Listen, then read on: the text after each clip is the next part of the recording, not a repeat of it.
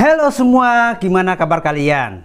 Ya, saya berharap kita semua dalam keadaan sehat-sehat selalu, dalam keadaan baik-baik saja. Kali ini saya pengen mengajak kalian, kira-kira kita melihat pembangunan apa lagi yang menghebohkan kita semua di episode ini. Nah, kali ini saya pengen mengajak kalian semua ke Maluku untuk melihat kira-kira di sana itu ada pembangunan apa saja yang bisa membuat mata kita itu terbuka, yang mungkin selama ini kita belum tahu. Nah, tanpa kita panjang lebar, langsung saja kita lihat videonya seperti ini. Awalnya dengan berkendaraan mobil, kita melewati jembatan, tapi dulu belum ada jembatan, masih ada jembatan rakit.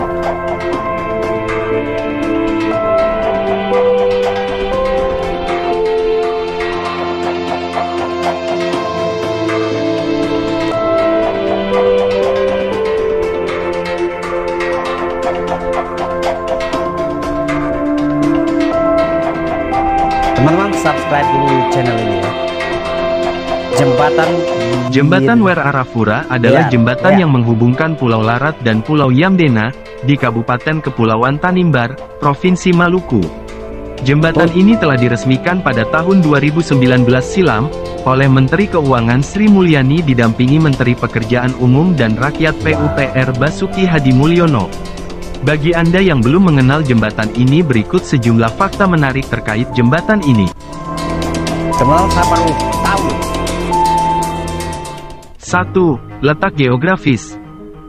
Secara geografis, jembatan Wear Arafura yang menghubungkan dua pulau di Kabupaten Kepulauan Tanimbar ini diapit oleh Provinsi Papua, Timor Leste, dan Australia.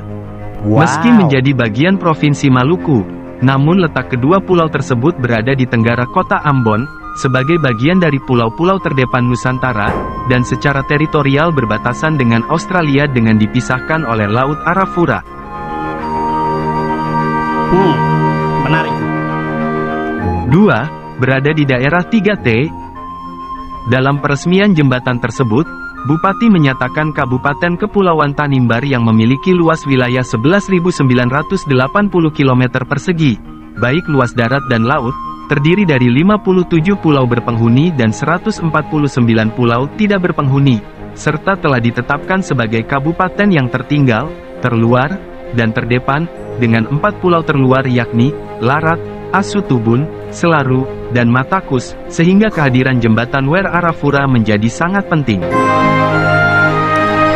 Nah, kalian tahu kan? 3. Konstruksi dan pembiayaan.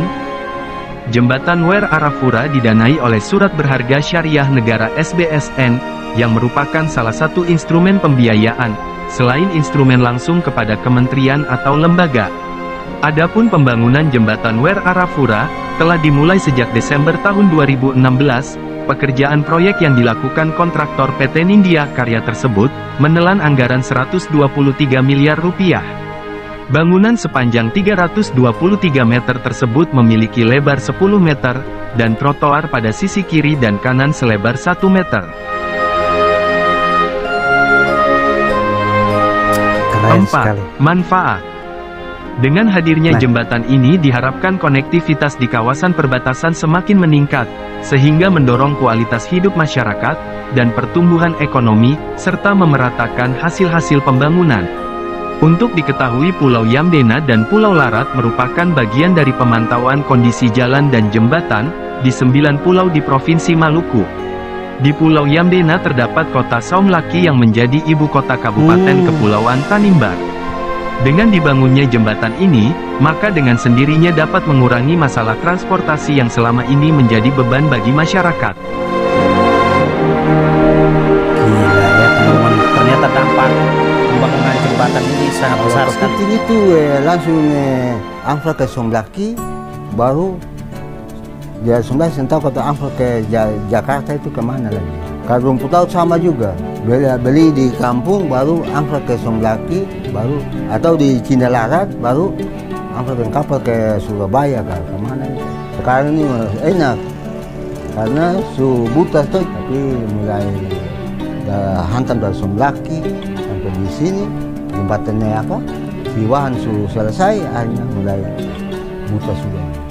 Jadi akhirnya katong mau ke Larat lah, ke Somblaki itu paling cepat. Saya terharu teman-teman. Awalnya dengan berkendaraan mobil, kita melewati jembatan, tapi dulu belum ada jembatan, masih ada jembatan rakit.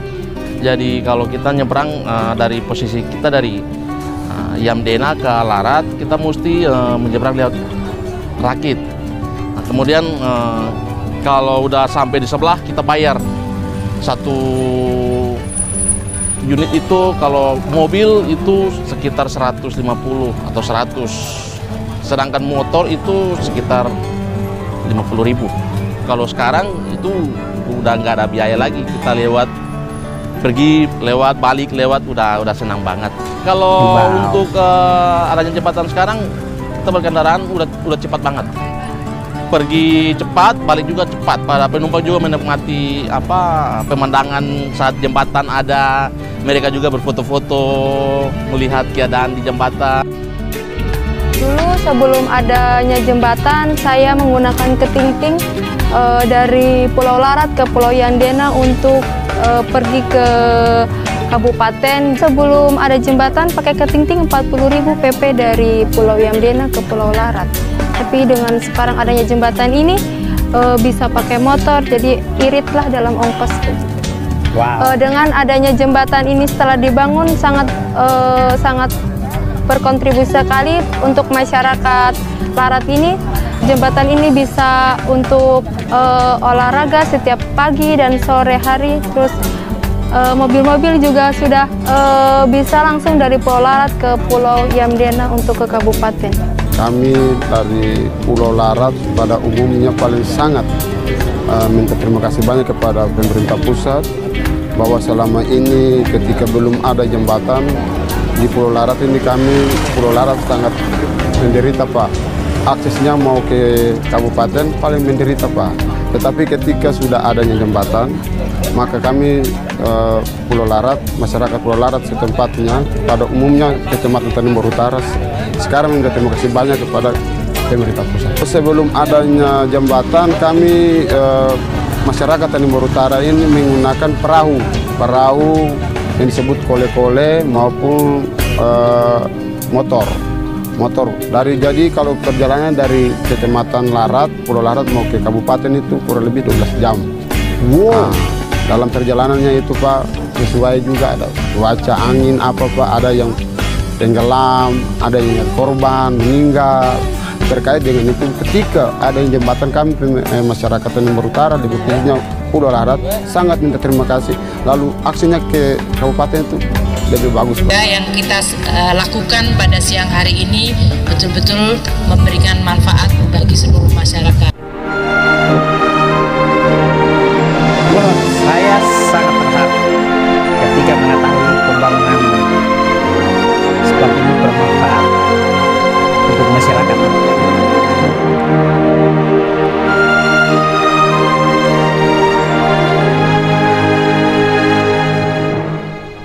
Mata saya berkaca-kaca ya ketika mendengar saudara-saudara kita dari Maluku, dari daerah Tanimbar, mereka menceritakan betapa manfaat besar jembatan di sana untuk mobilitas atau akses. Memang mungkin buat beberapa orang atau beberapa oknum mereka mengatakan bahwa masyarakat tidak makan infrastruktur atau tidak makan aspal atau tidak makan jembatan. Tapi kita lihat bahwa akses yang diberikan itu jauh lebih bermanfaat buat masyarakat. Memang kalau pemikiran yang sempit itu mereka memikirkan lebih enak kok kita kasih saja beras 5 kilo ke masyarakat atau minyak goreng 2 liter, itu akan jauh lebih baik dan manfaatnya langsung dirasakan oleh masyarakat. daripada membangun jembatan harus bersusah payah, memakan anggaran yang lebih besar, dan membuat utang negara itu makin menumpuk. Itu akan mempersulit kehidupan kita sebagai pemerintah dan juga masyarakat. Itu kalau pemikirannya sempit. Tapi kalau pemikiran orang yang punya mimpi yang besar, pemikiran orang yang pengen melihat Indonesia-nya lebih maju, pemikiran kalau pengen melihat warga itu memiliki akses ke semua daerah yang sebelumnya mungkin harga yang dibayar itu lebih mahal. Pemikiran yang luas, dia membangun akses. Dalam arti membangun akses jalan, jembatan, jalan tol, dan memperbaiki semua infrastruktur yang ada, itu akan memberikan akses lebih besar lagi untuk masyarakat.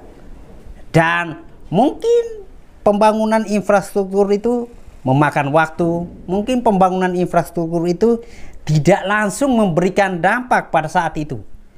Tapi dengan proses perjalannya waktu, ketika masyarakat sudah bisa menggunakan akses jalan tersebut, ketika masyarakat sudah bisa menggunakan jembatan tersebut, ketika masyarakat sudah bisa menggunakan jalan tol tersebut, mereka baru merasakan manfaatnya. Mereka baru bisa merasakan, oh ternyata jembatan ini bisa membuat aktivitas saya itu lebih cepat. Oh ternyata jembatan ini bisa membuat saya ke daerah seberang itu lebih mudah dibandingkan dulu. Ketika masyarakat sudah merasakan manfaat dari pembangunan infrastruktur ini, barulah terjadi perbandingan. Ternyata kehidupan yang sekarang itu jauh lebih baik, lebih mudah aksesnya dibandingkan dulu. Kita lihat betul di video ini, ternyata pembangunan jembatan ini sangat-sangat bermanfaat sekali. Bisa mengurangi biaya atau uang yang dikeluarkan oleh masyarakat untuk menuju ke suatu daerah. Manfaatnya sangat besar sekali. Memang jembatan itu tidak bisa dimakan, tapi jembatan itu bisa memberikan akses atau memberikan jalur yang lebih aman untuk masyarakat di daerah tersebut mencari makan. Memang akan lebih mudah kalau kita pemerintah itu punya program langsung kasih saja beras 5 kilo, atau setiap bulannya pemerintah menganggarkan dana untuk memberikan beras setiap bulan, mungkin satu kakak itu diberikan 50 kilo karung beras dan minyak berapa liter.